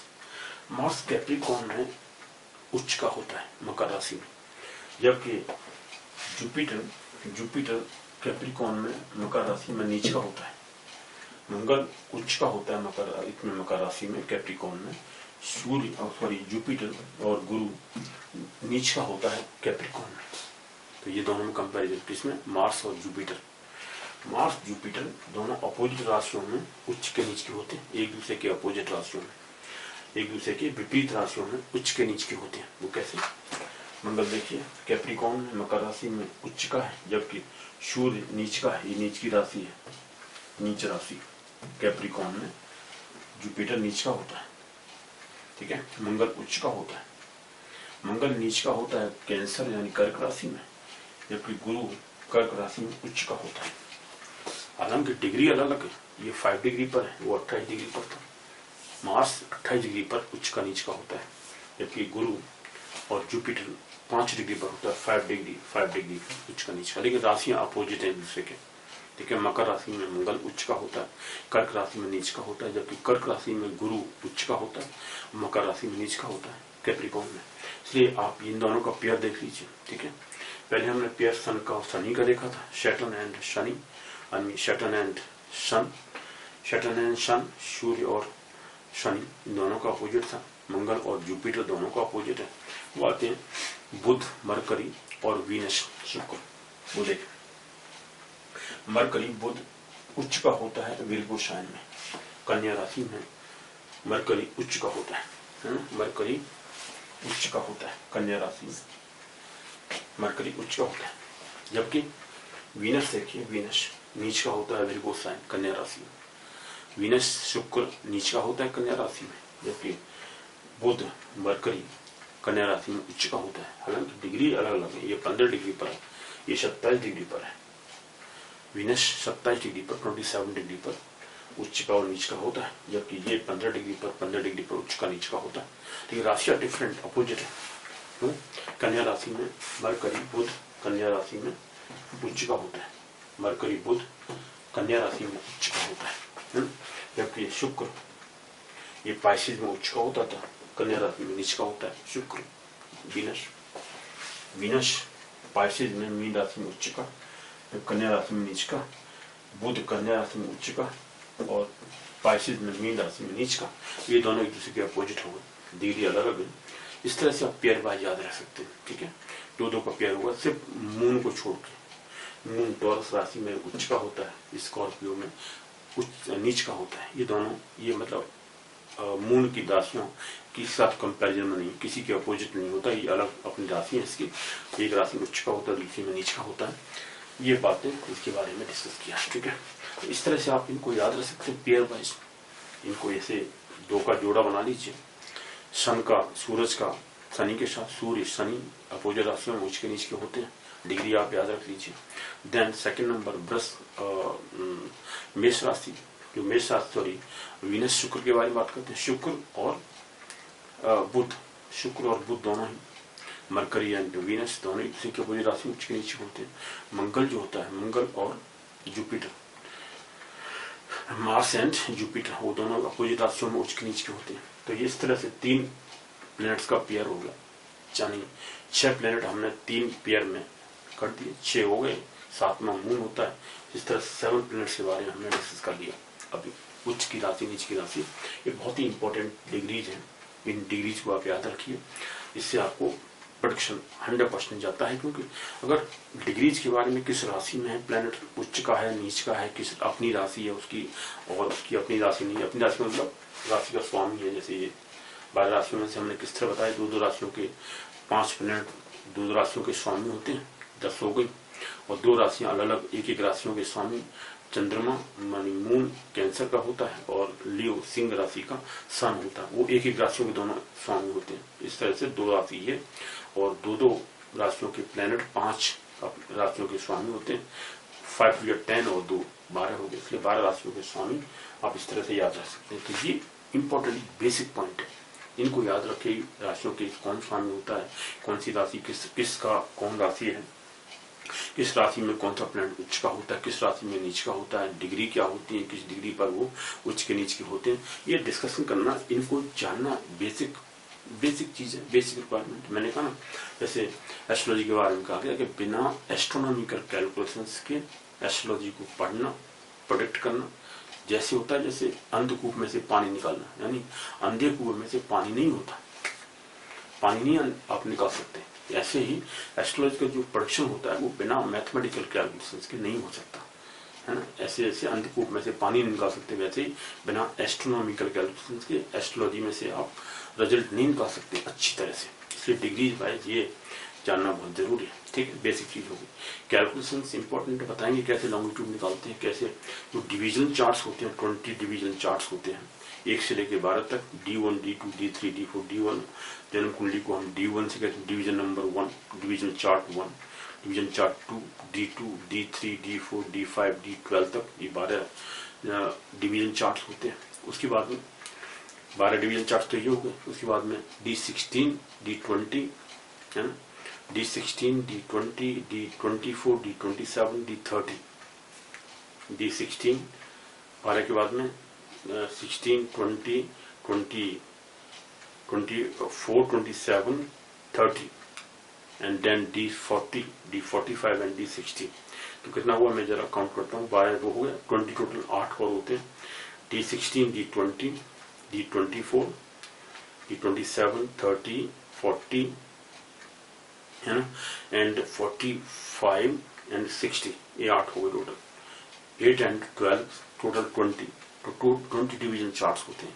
20 डिवीजन चार्ट्स कैसे निकालते हैं, कैसी डिवीजन चार्ट्स निकाल करके एक पर्टिकुलर लाइफ की जो इवेंट होती है उसको हम उसमें देखते हैं। जैसे D9 होता है, जैसे नवांश चार्ट कहते हैं, नवांश चार्ट को मैरिज के लिए देखा जाता है। तो मैरिज और आपकी जन्म कुंडली, जन्म के लिए जो आपकी बेसिक क्वालिटीज हैं उस जन्म हॉरोस्कोप में कहते हैं, जन्म राशि कहते हैं, जन्म पत्रिका कह देते हैं, या D1 हॉरोस्कोप, बर्थ हॉरोस्कोप कहते हैं, बर्थ हॉरोस्कोप इंग्लिश में बोलते हैं, और जन्म कुंडली कह देते हैं। जन्म कुंडली और नवांश होता है शादी में मैचिंग कैसी है आपकी, शादी को देखने के लिए प्रॉपर शादी है कैसी है, शादी में अगर प्लैनेट नीच के हो रहे हैं, क्या हो रहा है, तो मैरिड लाइफ नहीं होती अच्छी, या अच्छी हो सकती है, खराब हो सकती है, उसमें ज्यादा डेवलपमेंट है, नहीं डेवलपमेंट वगैरह वगैरह, वो सब D9 से देखते हैं। इस तरह से अलग अलग लाइफ की इवेंट के लिए अलग अलग डिवीजन चार्ट्स बनाए जाते हैं, ठीक है। उन डिवीजन चार्ट्स को पढ़ने के बाद में आपको अलग से बताएं कैसे किस तरह से उसका रिजल्ट होता है, कैसे निकालते हैं आप उनको, और उसको जब डिस्कस करते हैं आप, you will find lot of difference. इसलिए सबका स्टडी करना ये not a one days task, at least minimum 5 years तो आपको चाहिए स्टडी करने के लिए, बेसिक्स समझने के लिए 5 years, then regular studies, you have to be very much regular, very constant. I mean, persistency and consistency will give you final results. Persistency means पीछे पड़ जाना किसी चीज के, और consistency means रेगुलर करना किसी चीज को। ऐसा नहीं आप कंसिस्टेंटली लग तो जाते हैं, रेगुलर बैठ जाते हैं, करते हैं, लेकिन परसिस्टेंसी नहीं है, पीछे से दृढ़ता से पीछे पड़ जाना नहीं है, वो बोर हो जाना चाहिए। तभी आप कंसिस्टेंसी एंड परसिस्टेंसी करने के बाद में तब आप रिजल्ट ले सकते हैं। इसलिए स्टडी करने के लिए, समझने के लिए, आपको बेसिक चीजें जानने के लिए हर लगातार लगना पड़ता है, उसके जानना पड़ता है बेसिक्स क्या होते हैं। और आजकल बेसिक जानने के लिए बहुत सोर्सेज है, रिसोर्सेज है। You have to be just in touch of astrologers और एस्ट्रोनॉमर्स हुएवर देयर। आप रेगुलर पढ़ते रहते हैं, मैं बता रहा हूँ, आपको प्रॉमिस करता हूँ कि आप 100% ट्रू एस्ट्रोलॉजी समझेंगे क्या होती है बेसिक्स, और you will be just not I mean so much interested in this subject, क्योंकि आप बाद में स्केयर नहीं होते, और आप समझेंगे रिजल्ट जब समझेंगे अपनी लाइफ के बारे में, क्योंकि तो लाइफ की इवेंट समझते हैं। First you will know about yourself, after that your family members, then society, world के लीडर्स के बारे में जानेंगे। हमारे पास में वर्ल्ड लीडर्स के सभी के हॉरोस्कोप, जितने वर्ल्ड लीडर्स अभी तक हुए world over, prophet Mohammed, Akbar, Aurangzeb, like Guru Nanak Dev, and जितने भी Mahatma Gandhi, everybody, Victoria, queen Victoria, world over जितने लीडर्स हैं, USA UK, जितने भी वर्ल्ड अभी तक लीडर हुए, सभी के हॉरोस्कोप अपने नोट कर रखे। क्या क्या उनकी होती कंडीशन। तो उनकी लाइफ को जानना है अगर आप, तो आप स्टडी करते रहिए, रेगुलर कॉन्स्टेंट टच में रहिए आप प्लीज। और मैं देखता हूँ कि काफी लोग अच्छे व्यूज लिखते हैं, समझते हैं, दे आर अंडरस्टैंडिंग है जस्ट परस्यूइंग। लेकिन आप सबसे सिर्फ रिक्वेस्ट चाहिए कि आप अपने व्यूज बताने के बाद में ये मालूम पड़ता है कि आप जानना क्या चाहते हैं। बट मैं जानता हूँ कि मुझे बेसिक्स क्या बताने हैं, आई एम डिटरमाइंड। लेकिन सपोज करो आपने कोई सजेस्ट किया, कोई चीज बताई, तो मैं उसको पहले ले लेता हूँ। I have to just take that first so that one can understand. और वो हो सकता है अच्छी बेनिफिशियल हो, क्योंकि कभी कभी लोगों की बातें जान के समझ करके उनसे आइडिया लग जाता है कि हाँ ये बात सही है। क्योंकि कई लोगों ने इनसे डिफरेंट टाइप की नॉलेज होती है, लोग यहाँ वहाँ से रिसीव करते हैं, करने के बाद बता सकते हैं। इसलिए आप कॉन्स्टेंट टच में, कॉन्स्टेंट बात करिए, अपने अपने सजेशन दीजिए, and I just understand them. और मैं जो इम्पोर्टेंट चीज़ है वो बताने की कोशिश करूंगा जो आप चाहते हैं वैसे। लेकिन मुझे पता है क्या क्या बेसिक्स है, क्योंकि as a mathematician I understand that mathematics की जो चीज़ें बेसिक्स हैं जिनसे आपको जल्दी से जल्दी ये चीज़ें अचीव होती हैं, वो मैं बताने की कोशिश करूँगा। क्योंकि time is so much limited, nobody is know having control over the time. आप 1000 साल 1000 ईयर्स भी लाइफ होती है कभी लोगों की, तो भी लोग बिजी रहेंगे। और मुझे पता है हमारे पास टाइम इतना लिमिटेड है, we are not having too much time. Even our life is counted in 100 or 120 years or whatever, but if the life was counted in thousands of years, even then so many subjects are there, we are so much involved in all these kind of studies, right? So life is so much short, but I just promise you that I'll give you important things of the life. You will be surprised at how can you say it like that, because some of my students were surprised, how can you say like about my life like this. Whatever you have written down about my life, everything is just like that, because this is not known to anybody else. As one of my students was saying, एक student की बात बताता हूँ, अगर sir आपने लिखा हुआ है मेरे बारे में कि बचपन में आपको कहीं चोट लगी होगी सिर के अंदर, सर में कहीं चोट होने का हुआ है, ये आपने कैसे जाना? आई डोंट नो, मुझे पता नहीं, जो आपकी हॉरोस्कोप कह रही है मैं लिख दिया आपके बारे में, ठीक है। लेकिन तो उसने बताया कि सर मेरे बाल इतने बड़े बड़े हैं, आपको दिखा नहीं, अंदर मेरा घाव है सर के अंदर, है ना, घाव हो रहा है यहाँ पर, वुंडेड है, चोट लगी हुई है, और वो कई टांके लगे हुए थे, है ना, और बहुत सारे स्टिचेस लगे थे, बचपन में गिर पड़ा था मैं नीचे, मुझे चोट लगी हुई थी। और वो स्टिचेस अब तो बालों से नहीं दिख रहे, लेकिन दिखते हैं, ऐसे चौड़ा करूंगा बालों को। लेकिन आपने सब कैसे देखा? मैंने कहा भाई मुझे देखने का मतलब नहीं है, मैं जो आपकी हॉरोस्कोप बताती है वो लिख देता हूँ। जो चीज आपने दी थी अपना टाइम वक्त, अगर आपका सही है तो इसका मतलब आपका टाइम वक्त जो दिया है आपने वो सही है, टाइम वक्त डेट ऑफ प्लेस ऑफ। ये student was one of the NRI student going to USA और UK में भी, है ना, one of the students who was going 20 years back, stories of 20 years back. क्योंकि अभी हम NRI स्टूडेंट को नहीं पढ़ाता मैं अभी इस समय, एट द मोमेंट मैनेजमेंट और इंजीनियरिंग स्टूडेंट्स हैं। लेकिन 25 और 30 years back I was teaching student for GRE, GMAT and SET student, right. तो उन स्टूडेंट में से एक स्टूडेंट था, आई थिंक GRE और GMAT स्टूडेंट था, MBA करने जा रहा था USA से, राइट। That student was studying for GMAT course, right. तो दैट स्टूडेंट वाज सेइंग कि आपने जो बताया है वो एकदम 100% ट्रू लाइफ के बारे में। आई मीन ये चीजें आप जब you will understand everything, first of all every person wants to know about his own life, what will happen in his life, what is it resources in life, है ना। हर चीज को जानने की हर किसी की इच्छा होती है। कुछ लोग लाइफ को डिस्टर्ब कर लेते हैं because they are unknown people, they want to just depress, and आज वो अपने को क्या किया, आई मीन सुसाइड कर लिया। सुसाइड करना इज अ एक्टिविटी ऑफ कायर पीपल और covert people, right. The people who are hopeless, they are not going to achieve something, है ना। क्योंकि जो अच्छी चीज होने वाली है उसको आपने रिसीव किया है, उससे पहले आपने अपनी लाइफ खत्म कर दी। That is not proper one. So please try to just control yourself, control your feelings. Depression is nothing. After some time you will be so much happier one. Because just believe, just wait for that happier life, happier event which is going to happen in your life. तो उसके लिए आप wait करिए, everything will be okay, right? So हम इसके बारे में discuss करते हैं। तो हम ये जो इसकी इम्पोर्टेंस क्या होती है, इनकी स्वामी जानना और उसके बारे में मैं देखता हूँ कि जो हमारे पास में हॉरोस्कोप्स हैं, हमारे जितने भी महापुरुष हुए हैं, जैसे लॉर्ड श्री राम हुए, श्री कृष्ण हुए, श्री राम और श्री कृष्ण की जो हॉरोस्कोप्स हैं हमारे पास अवेलेबल है, नोट की हुई है हमने। सभी जितने हॉरोस्कोप्स हैं, हनुमान जी की भी है, लॉर्ड हनुमान की भी है, तो हनुमान जी की भी हॉरोस्कोप मेरे पास, कभी डिस्कस करूंगा उसके बारे में भी। और लॉर्ड श्री राम की है, श्री कृष्ण की है, ये दोनों हॉरोस्कोप मैंने जितने भी हमारे पास स्क्रिप्टर्स हैं उनमें दिए हुए मोस्टली, और कब कब की टाइम निकलती हैं। अब ये जो टाइम निकाला हुआ है स्क्रिप्टर्स से निकाल के श्रीमद् भागवत। यस फ्रेंड, तो मैं लॉर्ड कृष्ण की सबसे पहले श्री राम की हॉरोस्कोप देखता हूँ। श्री राम, अब मैंने बताया ना, जैसे आप ये समझ जाएंगे डिग्री कौन सी डिग्री है, कौन किस राशि में कोई प्लेनेट बैठा हुआ, किसी की भी हॉरोस्कोप में अगर ज्यादा से ज्यादा प्लेनेट अच्छी राशियों में, अपनी अपनी राशियों में उच्च के बैठे हुए, उच्च की राशि में बैठे हुए, तो आप देखोगे उस पर्सन की लाइफ स्ट्रॉन्गर होती है, स्टेटस बहुत हाई होता है, उसको लोग रिमेम्बर करते हैं, लाइफ हमेशा यादगार रहती है, थाउजेंड्स और हंड्रेड्स ऑफ ईयर्स तक लोग उसको याद रखते हैं, बिलीव करते हैं, विश्वास करते हैं, महापुरुष समझते हैं। जैसे लॉर्ड श्री कृष्ण और श्री राम की मैंने हॉरोस्कोप ली हुई है। अब ये जो टाइमिंग्स है इनकी, टाइमिंग्स के बारे में अब देखिए, जैसे मैंने आपको बताया हुआ पहले कि जितने भी आपके हिस्टोरियंस हुए हैं इंडिया में, 3 टाइप के हिस्टोरियंस हैं, वो मैं पहले बता चुका हूँ आपको। फर्स्ट टाइप के होते थे जो कि अंग्रेजों की गुलामी करते थे, उनके टाइम पर उनको अप्रिशिएट करते थे, उनको कहते थे इंपीरियल टाइप ऑफ, और imperialistic historian. Imperialistic historian means शाही हिस्टोरियन, जो राजाओं को बिलीव करते थे, उनकी जो कुछ बता दिया उनको हमेशा अप्रिशिएट करते रहते थे, कमियों को भी छुपाते थे, उनकी हमेशा अप्रिशिएशन, उनकी लाइफ उनके लिए डिवोटेड होती थी, है ना, कहते हैं appreciators. They are known as imperialistic historians.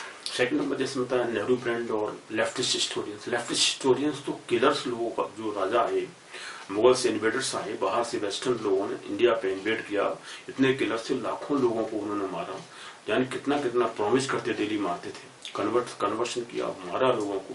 Even then they were considered by them the leftist historians as very lenient person, kind hearted person.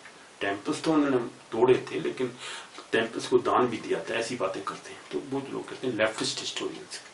Leftist historians कहते हैं लीनियंसी, बड़े काइंड हार्टेड पीपल थे, किंग जो थे, उनके बारे में वो अच्छी एप्रिशिएशन करते हैं।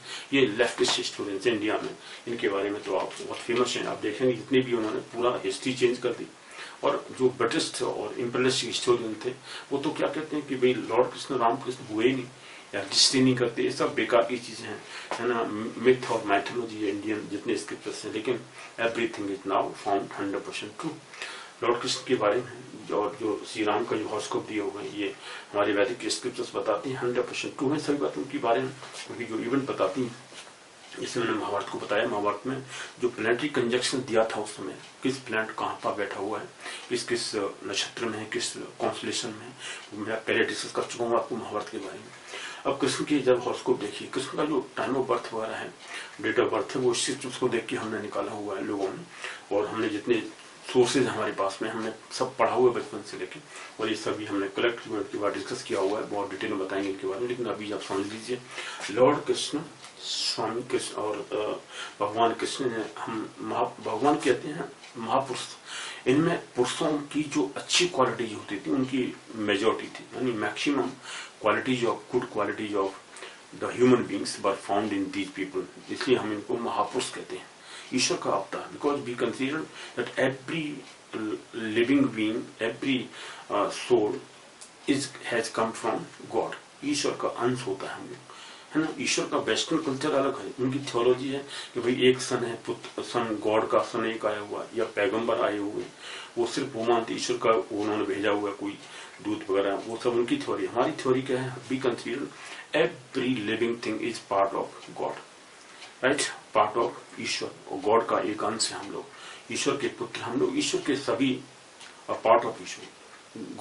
God lies everywhere, god lives everywhere, right, हर चीज में, हर कण कण में ईश्वर होता है, हमेशा मानते हैं।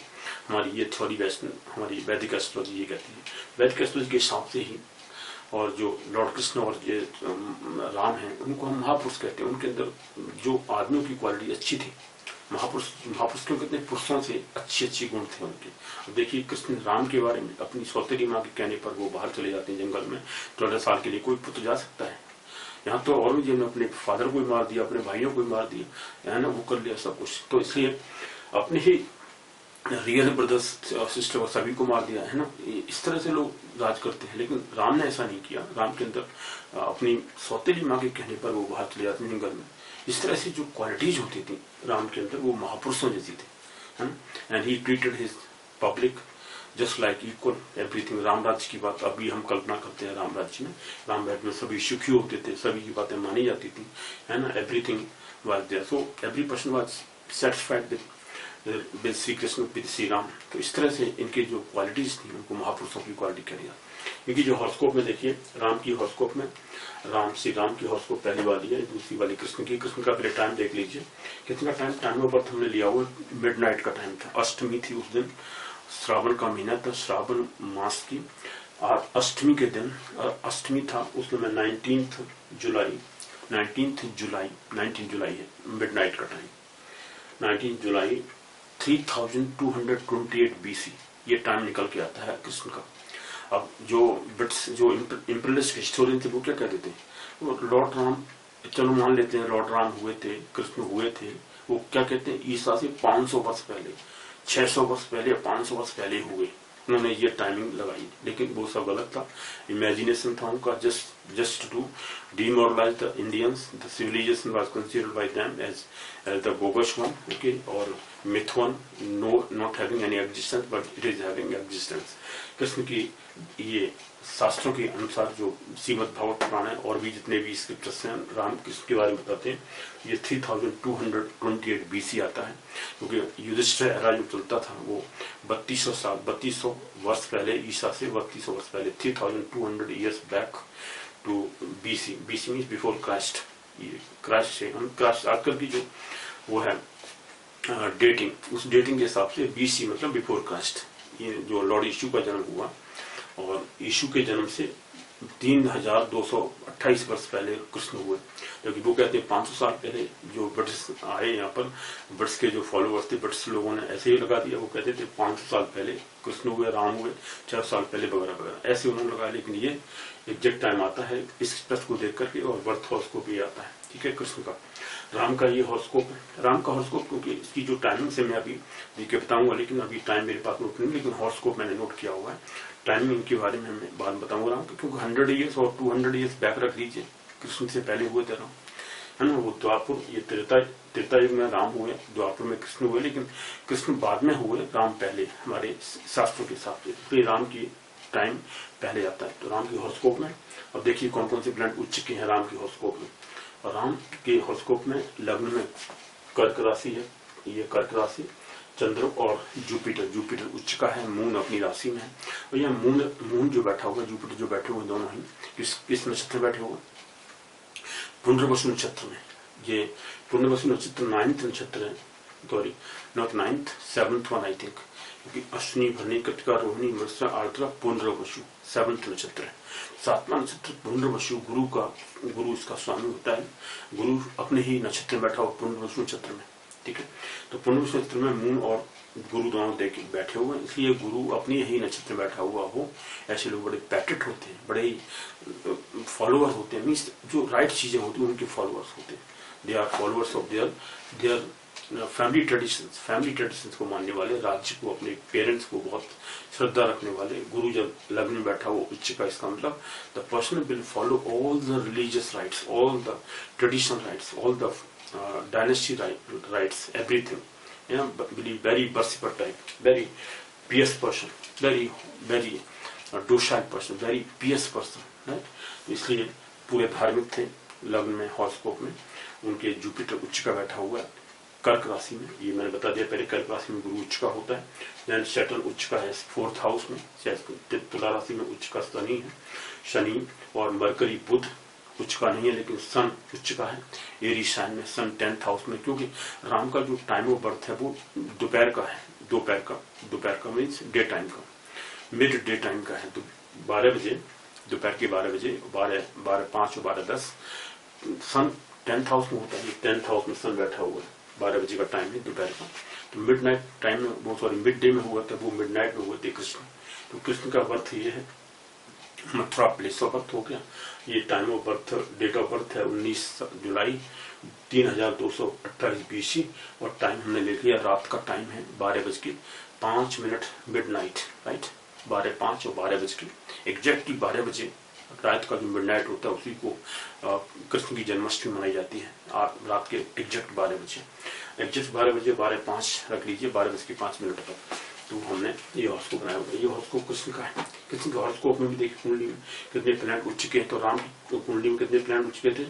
शनि उच्च का, सन उच्च का है ना, और सूर्य उच्च का, चंद्रमा अपनी राशि में है, गुरु उच्च का है, 3 हो गया, और मंगल उच्च का है, और वीनस उच्च का है, वीनस तुला उसमें मीन राशि उच्च का है, सूर्य उच्च का है, ठीक है। 5-6 प्लैनेट शनि, मंगल, शुक्र और सन 4 हो गए, और 5वां गुरु, और राहु केतु भी उच्च की राशि में बैठे हुए। राहु जैमिनी में है ना, जैमिनी में मिथुन राशि में उच्च का है, और केतु धनु राशि में उच्च का है। तो राहु केतु उच्च राशि में बैठे हुए बहुत अच्छा एनिमी कंट्रोल में, हमेशा एनिमी को परास्त करने वाले। राहु केतु जब उच्च के होते हैं, उच्च की राशि में बैठे होते हैं, तो हमेशा एनिमीज को कंट्रोल में रखने वाले होते हैं, है ना, पर शत्रु पर विजय प्राप्त करने वाले होते हैं। तो राम के हॉरोस्कोप में भी राहु केतु उच्च के, कृष्ण की कुंडली में भी राहु केतु उच्च की राशि में बैठे हुए।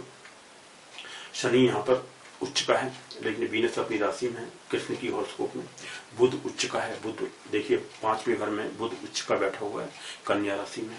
सन अपनी राशि में तुला, उसमें सिंह राशि में। गुरु लेकिन यहाँ भी उच्च का 3rd हाउस में है, और राहु उच्च का 2nd हाउस में। चंद्रमा उच्च का बैठा हुआ लगन में। चंद्र बैठा हुआ किसमें? रोहिणी नक्षत्र में। कृष्ण रोहिणी नक्षत्र पैदा हुए थे, 4था नक्षत्र है, अश्विनी भरणी कृतिका रोहिणी चंद्रमा का अपना नक्षत्र होता है। चंद्रमा अपने नक्षत्र में बैठे हुए। कृष्ण का जो मून है वो उच्च का बैठा हुआ है ना, लग्न में। तो कृष्ण लग्न में ही उच्च के बैठा हुआ है। इसका मतलब he was very much virtuous person, very much intelligent person. क्योंकि 5th हाउस जब मरकरी उच्च का बैठा हो, तो 5th हाउस में सन की संख्या भी बहुत ज्यादा। सन का हाउस में पुत्र, ये पुत्र का घर भी क्या रहता है, 5वां घर पुत्र का हाउस है ना।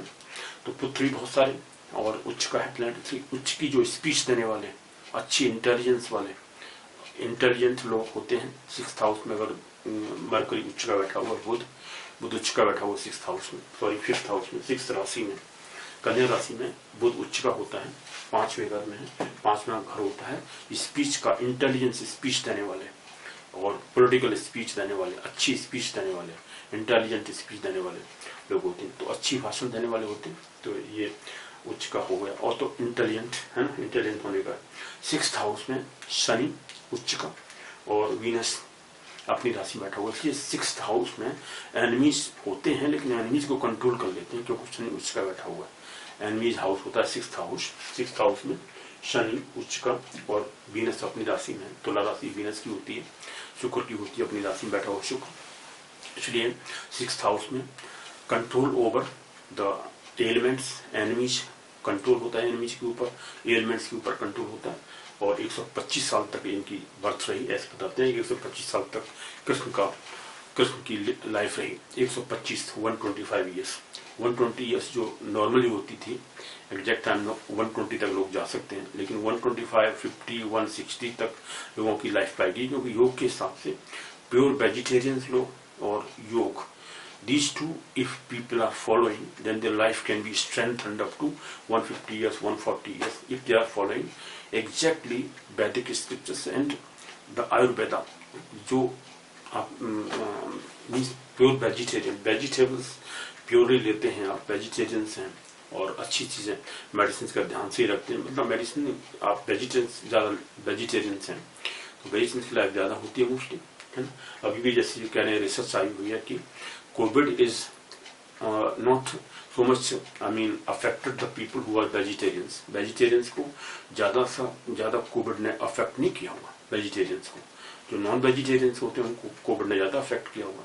ऐसा ये स्टडी कह रही है, वर्ल्ड स्टडी कह रही है। अभी पेपर में आया हुआ था, और पेपर में देख सकते हैं, लेटेस्ट पेपर में किसी में था कि वेजिटेरियंस को ज्यादा कोविड ने अफेक्ट नहीं किया हुआ, क्योंकि ये ट्रू लाइफ है। हमारा आयुर्वेद कहता है, वैदिक कहते हैं कि we are following the vegetarian life, then your life, you are elements free, your life is stronger और more, I mean you are living for more years.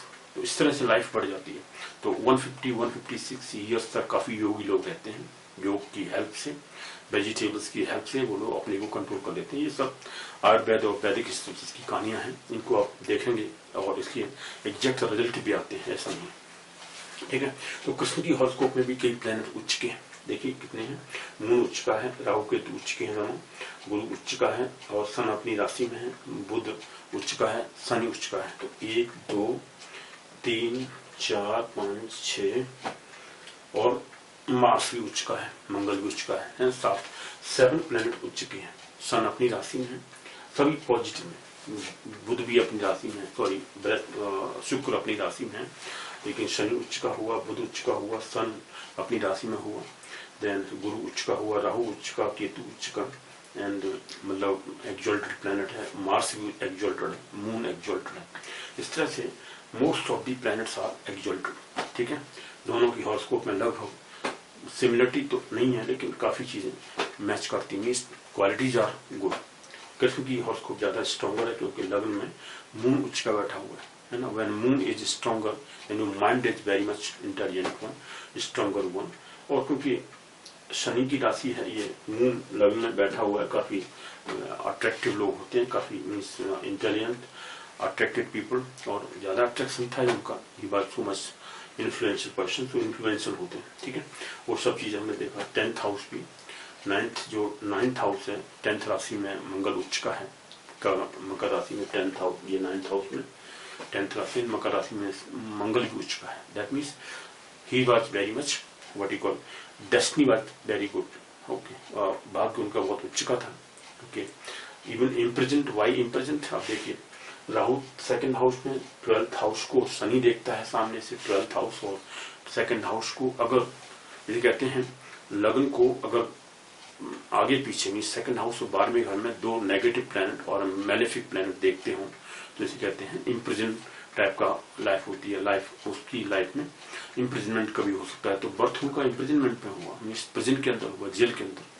Krishna का जन्म जेल के अंदर हुआ, क्योंकि शनि देखिए 12वें घर को देखता है, राहु 2nd हाउस में, शनि राहु दोनों घेर के रखे हुए लग्न को, और दूसरा मंगल भी देखता है 12वें घर को, लेकिन मंगल तो 12वें घर में अपनी राशि को देखता है। चौथे आस्पेक्ट से 1 2 3 4, चौथे आस्पेक्ट से, चौथी दृष्टि से मंगल 9th ये 12वें घर को देखता है, लेकिन 12वें घर में राशि जो है